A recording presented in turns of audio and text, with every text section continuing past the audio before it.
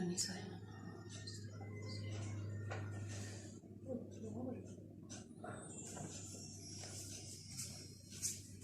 श्री सुस्तानी व्रत कथा माघ महात्म्य आजदेखि पहिलो अध्याय हामी आज श्रवण गर्न जाँदैछौँ र सबै श्रोताबिनहरूले चाहिँ आफ्नो भक्तिभावले चाहिँ सुन्नुहोला।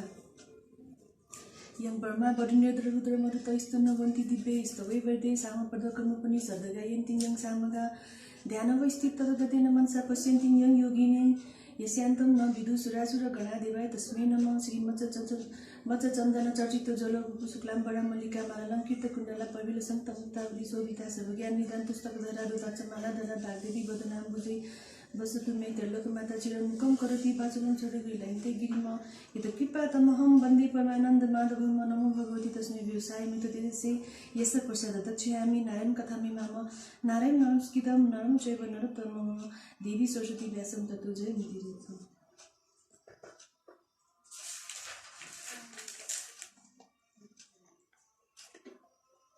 अथ प्रथम अध्याय।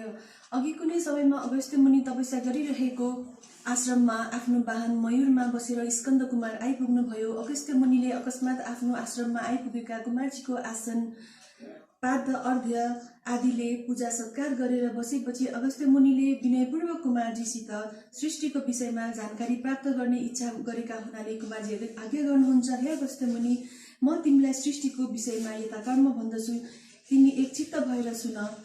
पर ब्रह्म परमात्माकी मायामणि शक्ति रूपिणी प्रकृतिका गर्भमा अनन्त कोटि ब्रह्माण्डहरू अनेक उत्पन्न हुन्छन् र उनैका इच्छाले विलीन पनि हुन्छन्। यसको पारावार छैन र गणना पनि गर्न सकिन। अत तिनै अनेक ब्रह्माण्डहरू मध्ये यो पनि एउटा ब्रह्माण्ड हो। यसैमा हामीहरू बारम्बार जन्म लिएर विलीन हुने गर्दै रहन्छौँ। यस्तो अलौकिक ब्रह्माण्डको विषयमा जिज्ञासा कुनै आश्चर्य मान्ने कुरो होइन। अत यस ब्रह्माण्डको रूप कस्ता प्रकारको छ र यसको विस्तार कति छ, यहाँ कुन कुन वस्तुहरू प्राप्त हुन्छन् र यसको निर्माण भएको कति वर्ष भयो, अब यसको आयु कति शेष छ अनि कसरी यो विलीन हुन्छ, यी सबै कुराहरूमा विचारशील व्यक्तिहरूमा उत्पन्न इच्छाको पूर्ति हुन सक्यो भने जान्न खोजेको कुरा पूर्ण हुन जाँदा जिज्ञासु श्रोताको पनि मनमा सन्तुष्टि अवश्य हुनेछ। हुन त यो कुनै सामान्य कुरा वा विषय होइन, त्यसैले केवल अड्कल वा यताउता सुनेका भरमा यसको गहन विषयको तत्त्व निर्णय गर्नु अनुचित हुनेछ। अत त्रिकालदर्शी अथवा तत्त्वज्ञ ऋषि मुनिले बताएका अनेक शास्त्रहरूको मनन गरेर नै कुनै निश्चयमा पुग्नु उत्तम हुनेछ। फेरि कुनै सामान्य व्यक्तिका बुद्धिद्वारा यो अपरिमेय परिमाणको राम्रोसित ज्ञान हुन सक्दैन। अत यसको सम्पूर्ण स्वरूप जान्न र चिन्न प्रथम वेद र वैदिक शास्त्रहरूको चिन्तन मनन र सहयोग प्राप्त गर्नु अत्यावश्यक छ। अत वेद पुराण मीमांसा दर्शन र धर्मशास्त्रहरूतर्फ दृष्टि दिने हो भने धेरै अघि यो सम्पूर्ण संसार जलमय भएको बेलामा शेष शय्या गरेर योग निद्रामा निदाउनु भएको परब्रह्म परमात्मा स्वरूप श्री विष्णु भगवानका नाभिबाट सहस्र दल कमल उत्पन्न भयो। त्यही कमल चतुर्मुख ब्रह्म बसेर संसार रचना गर्ने विचार गर्न लाग्नुभयो। त्यस बखतमा श्री विष्णु भगवानका कानीगुचीबाट अत्यन्त पराक्रमी मधुकैटभ नाम गरेका बलवान दुई दैत्य उत्पन्न भए। ती मधुकैटभ दैत्य त्यो जलमय संसारमा कहाँ के छ भनी सबैतिर भ्रमण गर्दा ब्रह्मा बसेका सहस्र दल कमल लिएर पुगेपछि कमलको डाँठ देखेर त्यही डाँठ समात्न सरासर माथि गए र ब्रह्मालाई बसेका देखेर ती ब्रह्मालाई खसाल्न तयार भए। अनि भयभीत भएका ब्रह्माले श्री योगमायाको आराधना गरी तत्काल योगमाया प्रकट भइन्। श्री योगमाया प्रकट भएर अञ्जली जोडी बिन्ती गरे, हे ईश्वरी, भगवान विष्णुलाई जागा गराइदिनुहोस्। यस्तो ब्रह्माको प्रार्थना सुनेर योगमायाले विष्णु भगवानलाई जागा गराइदिनु भयो। श्री विष्णु भगवान जागा भएर ती मधुकैटभ दैत्यलाई देखेर तत्काल युद्ध गर्न आरम्भ गरे। ती दैत्य र विष्णु भगवानको दिव्य 5000 वर्षसम्म युद्ध चलिरह्यो। त्यही हुँदा ती मधुकैटभ दैत्यलाई जित्न समर्थ भएनन् र हे दैत्य हो, तिमीहरू ठूला पराक्रमी रहेछौ, तिम्रो युद्धले म सन्तुष्ट भए। इच्छित वरदान माग। विष्णु भगवानको आज्ञा सुनि मधुकैटभ दैत्यले निकै अहंकारपूर्ण स्वरले भने, हे विष्णु, यो युद्धमा तिमीले हामीलाई जितेनौ कि हामीले तिमीलाई पराजित गर्यौ? तसर्थ तिमी हार्नेले वरदान देउला। बरु तिमीलाई जे इच्छा छ हामीसँग वर माग। यति दैत्यले भनेको सुनि विष्णु भगवान आज्ञा गर्नुहुन्छ, हे दैत्य हो, तिमी दुवैले भने अनुसार म वर माग्न तयार छु, तर बाचा गर अनि मात्र माग्दछु। त्यति सुनेर अहंकारमा डुबेका ती मधुकैटभले भने, तिमीले जे मागे पनि हामी दिनेछौ। यति बाचा गरेपछि भगवान विष्णु आज्ञा गर्नुहुन्छ, हे पराक्रमी दैत्य हो, म अरू के वर मागौ? तिमी दुवैलाई मार्दछु, मेरा हातबाट मर। यस्तो विष्णु भगवानको वचन सुनि ती अहंकारी दैत्यहरूले भने, हे विष्णु, तिमीले कपट गरेर वर माग्यौ तापनि हामीले बाचा गरेको हुनाले दिन्छौ। यति भनेर ती दुवैले मनमनी विचार गरी चारैतिर जलमय संसार देखेर विष्णु भगवानसित भने, हे विष्णु, हामीलाई जल नभएको स्थानमा मार। मधुकैटभले यति भनेको सुनि विष्णु भगवानले ती दुवै दैत्यलाई आफ्नो काखमा लिई हलैसित मारिदिए। तिनै दैत्यको बोसो शीतकालमा तुषारले पानी जमे जस्तै समुद्रको जलमा जमेर पृथ्वी भइन्। त्यसै कारण पृथ्वीलाई मेदिनी पनि भन्दछन्। मासुले पर्वत भए, हाडले ढुङ्गा पत्थर भए। त्यो देखेर ब्रह्माजीले अब सृष्टि आरम्भ गरौँ भनी सबैभन्दा पहिले 14 लोक भएको एउटा भुवन सृष्टि गरे। एउटा ब्रह्माण्डमा प्रधान 14 भाग हुन्छन् भन्ने कथनको प्रमाण पाउन सकिन्छ। अब जसको अन्त्य छैन, ती परब्रह्मको वर्णनतिर विचार गरेको खण्डमा यो ब्रह्माण्डको स्वरूप मनुष्यको देहको स्वरूप जस्तो छ, ठीक त्यस्तै छ। मनुष्य देहको जस्तो ब्रह्माण्ड स्वरूप देहको मेरुदण्ड हुन्छ। त्यसैले सुविज्ञ ऋषिमुनि र शास्त्रका निर्माताहरूले सुमेरु पर्वत भन्ने नामकरण गरेका हुन्। हे अगस्त्य मुनि, मेरुदण्डको आधारमा जसरी मानिसको देह ठाडो रहन्छ, ठीक त्यसै गरी ब्रह्माण्ड रूपी देह ठाडो रहन्छ। हाडका तरीहरूको जोड्नीद्वारा मेरुदण्ड बनेको हुन्छ। त्यो तरीलाई पर्वत भन्दछन्। त्यसै कारण तरी भएका मेरुदण्डलाई नै पर्वत भन्दछन्। यो नामकरण तत्पव मरुदभ्या भन्ने व्याकरणको सूत्र अनुसार निधो गरिएको हो। अत मेरुदण्डलाई मेरु पर्वत भन्दा कुनै प्रकारको पनि नियम विरुद्ध वा अर्कलले भनेको होला भन्ने अनुमान हुँदैन। विज्ञानको यही प्रमाण अथवा आधारमा ब्रह्माण्ड रूपी देह उभ्याउने मध्य भागका पर्वहरूको सन्धि जोड्नी हुने स्थानलाई मेरु पर्वत वा सुमेरु पर्वत भनिएको हो। यो सुमेरु भनेको ब्रह्माण्ड रूपी शरीरको रीढ वा मेरुदण्ड हो।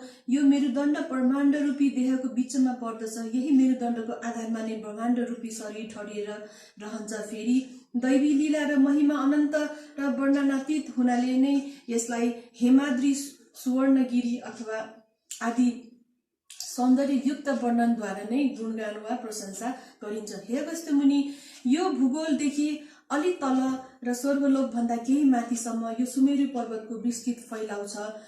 विन्ध्याञ्चल, हिमालय आदि ठूला ठूला पर्वतहरूले जसरी थामेर दृढ राख्दछन्, त्यसै गरी ब्रह्माण्डलाई सुमेरु पर्वतले धरो पारी राख्दछ। उपरोक्त सबै स्थूल पर्वत हुन्। यसैको आधारमा विशाल ब्रह्माण्डलाई 14 भागमा विभाजित गरिएको छ। ती 14 विभाजित अङ्गमा नाम हुन् भूलोक, भ्रूलोक, स्वर्लोक, महर्लोक, जनलोक, तपोलोक, सत्यलोक। त्यति माथिका अनि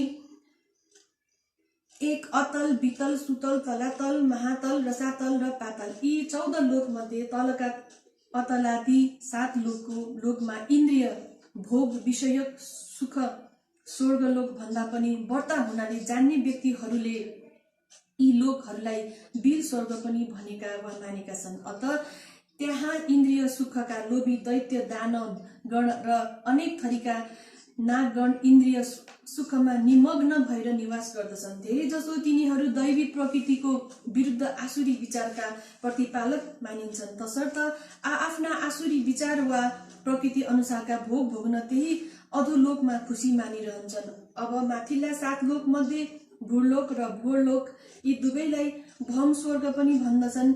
वीर स्वर्ग र दिव्य स्वर्गको माझमा विद्यमान यो भौम स्वर्गलाई मध्यम श्रेणीको स्वर्ग भन्ने प्रमाण पनि पाइन्छ। यही भौम स्वर्गको उदरमा नै चन्द्र, सूर्य, पृथ्वी, ध्रुव, नक्षत्र आदि स्थूल लोकहरू विद्यमान रहेका छन् भन्ने शास्त्रहरूको प्रमाण वा सिद्धान्त पनि पाइन्छ।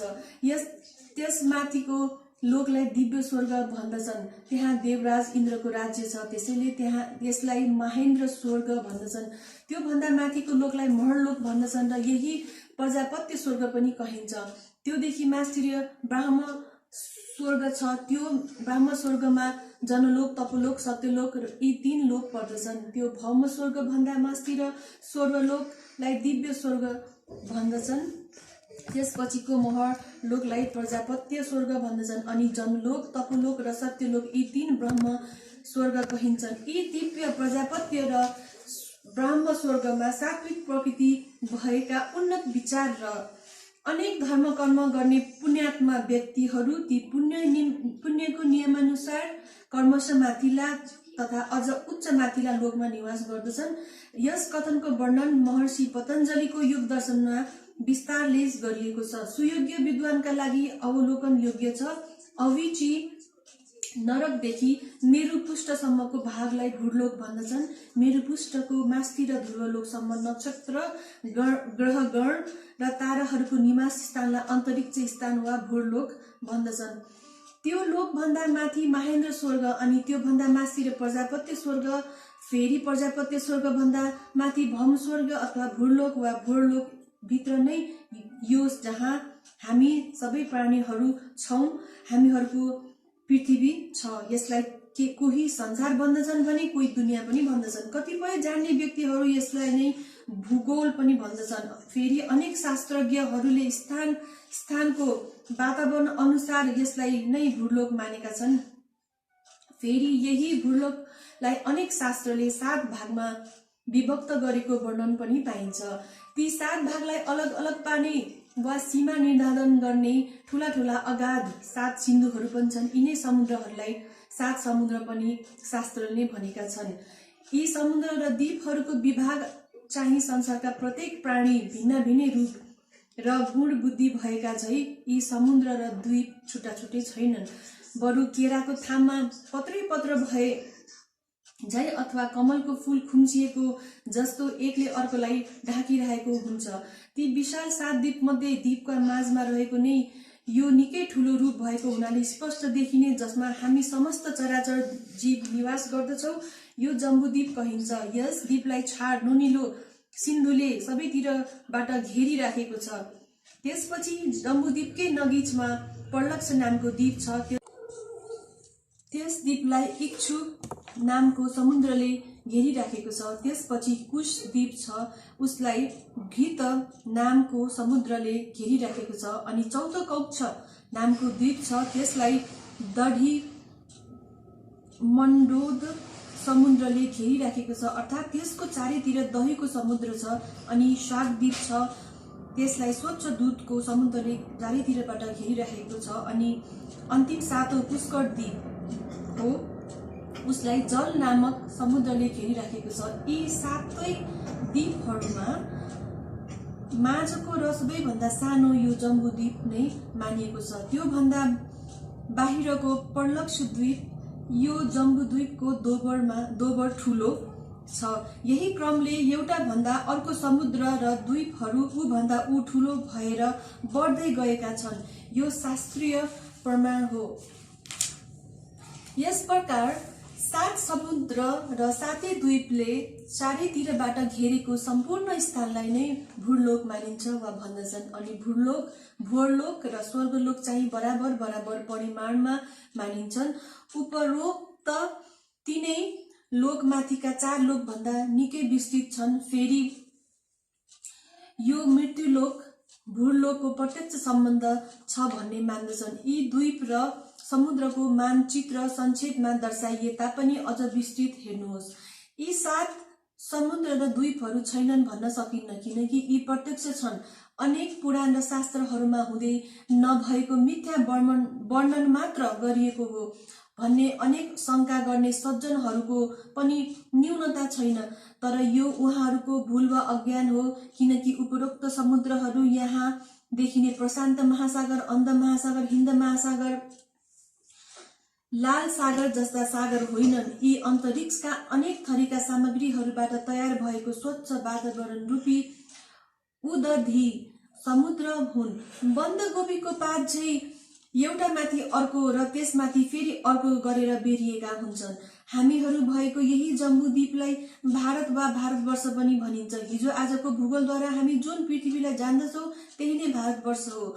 यसैबाट भरतखण्ड पनि भन्दछन्, जसलाई हामी भारतवर्ष भन्दछौँ, त्यो वास्तवमा भारतद्वीप हो। यही भारतद्वीपलाई हिन्दुस्तान पनि भनिन्छ। यो जम्बूद्वीप अथवा भारतवर्ष नाम भएको भूमिको तलतिर अर्थात् जलको माथितिर निर्लोक, भूलोक, भोरलोक र स्वर्गलोक भित्र नै भूलोकको दाहिनातिरको मैदानमा पितृलोक, प्रेतलोक र नरकलोक, यी 3 लोकहरू पनि विद्यमान छन्। अभिचीदेखि मेरुपृष्ठसम्मको स्थानलाई भूलोक मानिएको छ। यसै कारण पितृलोक, प्रेतलोक र नरकलोक, यी 3वटा लोकहरू भूलोकभित्र नै पर्दछन्। यो सुविज्ञले बुझेर अरूलाई पनि बुझाउने विषय हो।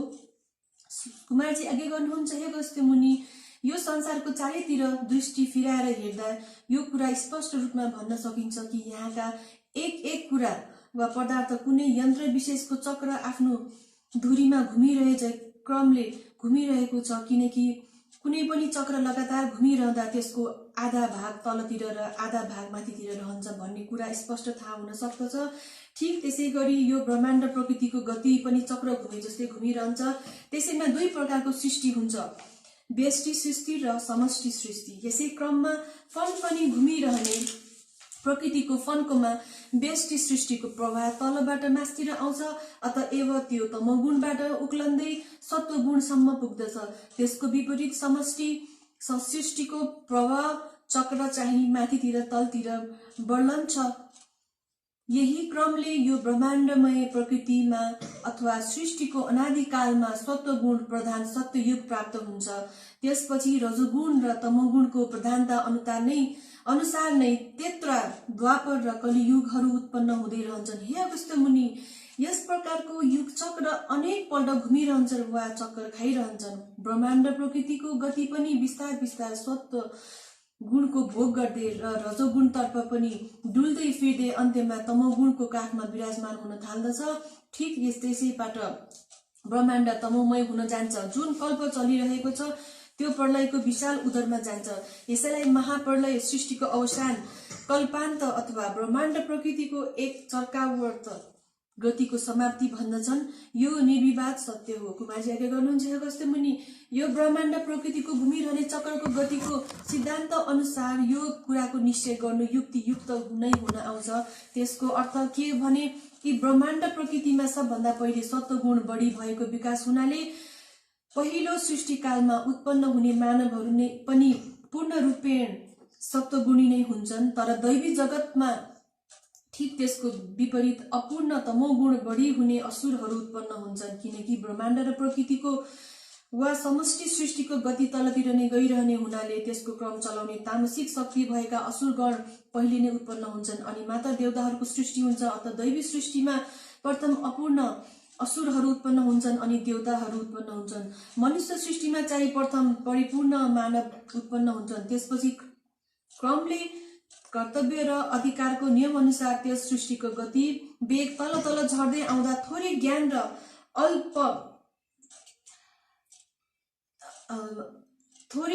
र अत्यल्प शक्ति भएका मानव उत्पन्न हुन थाल्दछन्।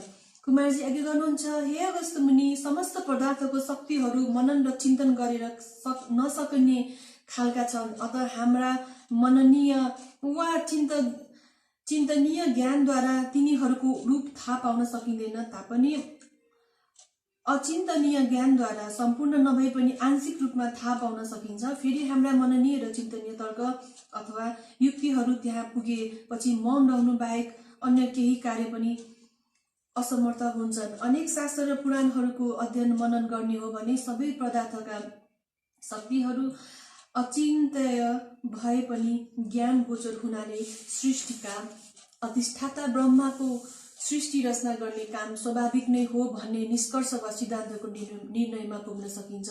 कुमारजी आगे गर्नुहुन्छ, हे अगस्त्य मुनि, यस विषयमा अनेक मत मतान्तर पाइन्छन्।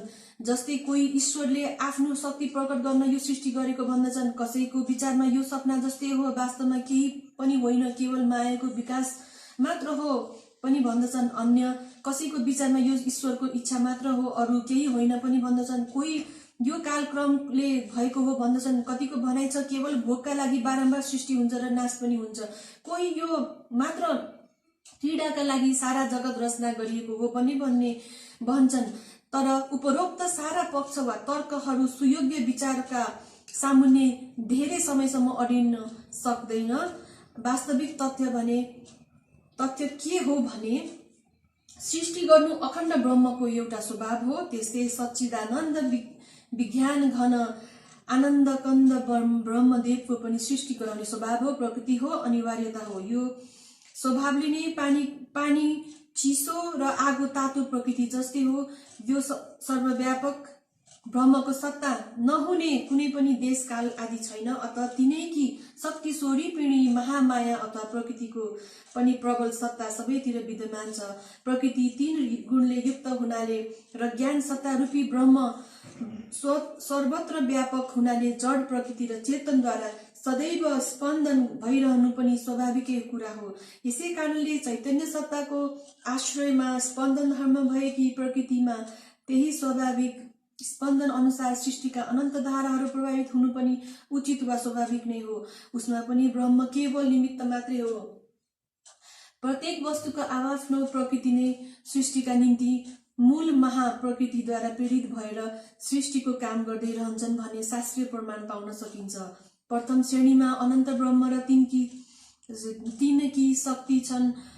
द्वितीय श्रेणीमा अनेकानेक ब्रह्माण्डहरू छन् र तृतीय श्रेणीमा प्रत्येक ब्रह्माण्डहरूमा सृष्टिकर्ता ब्रह्मा छन्। उनी आफ्नो परिमाणानुसार कुनै 100 वर्ष जीवित रहन्छन्। त्यही 100 वर्षको आयुलाई पर भन्दछन्। त्यसको आधा अर्थात् 50 वर्षलाई परार्ध भन्दछन्। कालको परिमाण बुझेपछि मात्र ब्रह्माको आयु बुझ्न वा जान्न सकिन्छ। अतः त्यो कालको परिमाण यस प्रकार छ। 15 निमेषको 1 काष्ठा र 30 काष्ठाको 1 कला कहिन्छ। 30 कलाको 1 मुहूर्त र 30 मुहूर्तको 1 अहोरात्र मानिन्छ। अनि 30 अहोरात्रको 1 महिना वा शुक्ल र कृष्ण 2 पक्ष हुन्छन्। फेरि 6 महिनाको 1 अयन हुन्छ। एक अयन पनि 2 प्रकारका हुन्छन्, दक्षिणायन, उत्तरायण। यी 2 अयनको नै 1 वर्ष हुन्छ। तिनमा उत्तरायण दिन हो र दक्षिणायन रात हो। यसै किसिमले दिव्य वर्षको परिमाण मिलाउनु पर्दछ। त्यसै क्रममा मानवीय सत्य, त्रेता, द्वापर र कली 4 युग हुन्छ। सत्य युगको प्रमाण दिव्य 4000 वर्षको हुन्छ। त्रेता युग दिव्य 3000 वर्षको र दिव्य 2000 वर्षको द्वापर युग अनि दिव्य 1000 वर्षको कलियुगको परिमाण मानिन्छ। अनि सत्य युगको पूर्व सन्ध्या 400 दिव्य वर्षको र उत्तर सन्ध्या पनि दिव्य 4 वर्षको नै मानिन्छ। त्यसै प्रकार त्रेता युगको पूर्व सन्ध्या दिव्य 300 वर्षको र उत्तर सन्ध्या पनि दिव्य 300 वर्षको नै मानिन्छ। फेरि द्वापर युगको पूर्व सन्ध्या 200 दिव्य वर्षको र उत्तर सन्ध्या पनि दिव्य 200 वर्षको हुन्छ। अनि कलियुगको पूर्व सन्ध्या 100 दिव्य वर्ष र उत्तर सन्ध्या 100 दिव्य वर्षको हुन्छ। अतः यी सबैको जोड गर्दा 10,000 दिव्य युग वर्ष हुन्छ। अतः युग सन्ध्या परिमाण दिव्य 2000 वर्ष भयो। त्यो पनि जोड्दा जम्मा 12,000 दिव्य वर्ष भयो।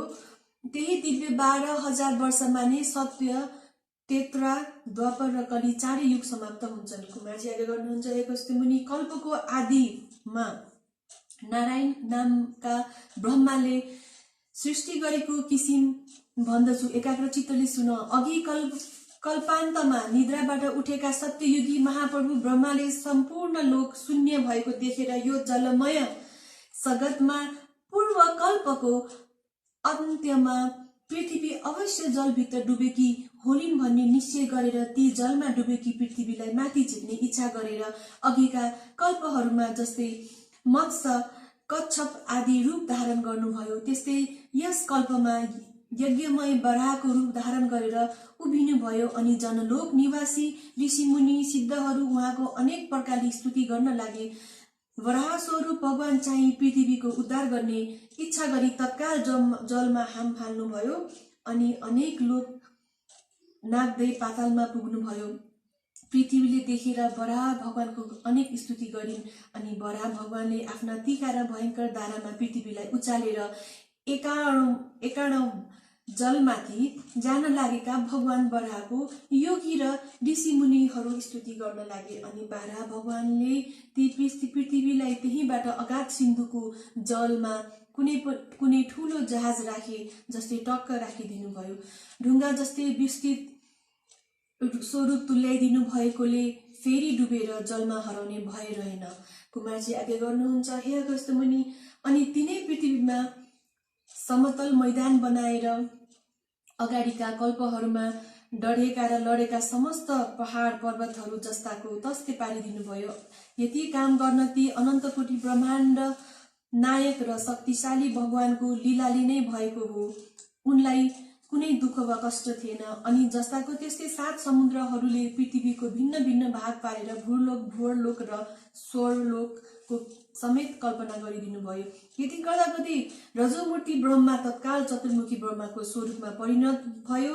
साक्षात नारायण नै चतुर्मुखी ब्रह्मा बनेर संसार सृष्टि गर्न आरम्भ गर्नुभयो। त्यस सृष्टिको कार्यमा चतुर्मुखी ब्रह्मा बनेर संसार सृष्टि गर्न आरम्भ गर्नुभयो। त्यस सृष्टिको कार्यमा चतुर्मुखी ब्रह्मा केवल कारण निमित्त मात्र हुनुभएको हो। प्रधान कारण त सृष्टि हुने वस्तुकै प्रभाव वा शक्ति हो, किनकि सूक्ष्म वस्तु स्वयंकै बलले स्थूल ठूलो वस्तुको रूपमा बदलिन समर्थ हुन्छ। अत स्रष्टा ब्रह्माजी केवल एक निमित्त मात्र मानिन्छन्। कुनै पनि सत्यले निमित्त बाहेक अन्य कुनै वस्तुको इच्छा गर्दैन। इति श्री स्कंदे पुराणे केदारखण्डे माघ महात्म्ये कुमार अगस्त्य संवादे श्री सुस्तानी परमेश्वरी व्रत कथा नाम सृष्टि कर्म वर्णनो नाम प्रथमो अध्याय।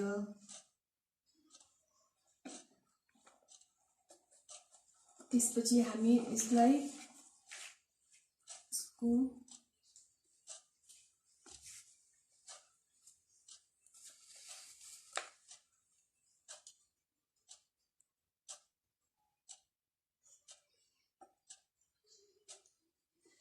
यसको आजको अध्यायको अन्तिममा आइपुगेको छौँ र फेरि अब हामी अन्त्यको फेरि स्तुति गर्न जाँदैछौँ। यसमा चाहिँ हामी सबैजनाले चाहिँ राम्रोसँग श्रवण गर्नुहोला। उपनयित मङ्गलम वा सकल जगन्न मङ्गलालय श्रीमान दिनकर किरण उदित नवनलिन दल निरीक्षण कृष्ण कार्य वर्षित पर्जन्य पृथ्वी शशिशालिनी देशोशीय जोगरहित ब्राह्मण सन्तु निर्भय अपुतापुतिन सन्तु पुतिन सन्तु पर्दिन निधना सदना सन्तु जीवन्तु सर्दाम सतम तत्रैव गंगा यमुना तत्र गोदावरी सिन्धु सरस्वती च सर्वाणि तीर्थानि वसन्ति तत्र तत्राच्युतदार कथा प्रसंग या कुंदी तुषार हार धौला या सुर भ्रष्टा विक्ता या विरावण दंड मंडित कराय श्वेत पद्मासना या ब्रह्मा चैत्र शंकर प्रभृति दैवे सदा वंदिता सामा पातु सरस्वती भगवती निषेध जाडया पहा श्री सुस्तानी परमेश्वरी।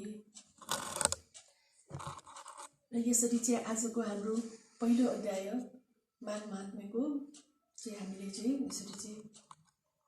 यसरी श्रवण गरियो। आजको लागि चाहिँ ओम नमः शिवाय। श्री सुस्तानी परमेश्वरी।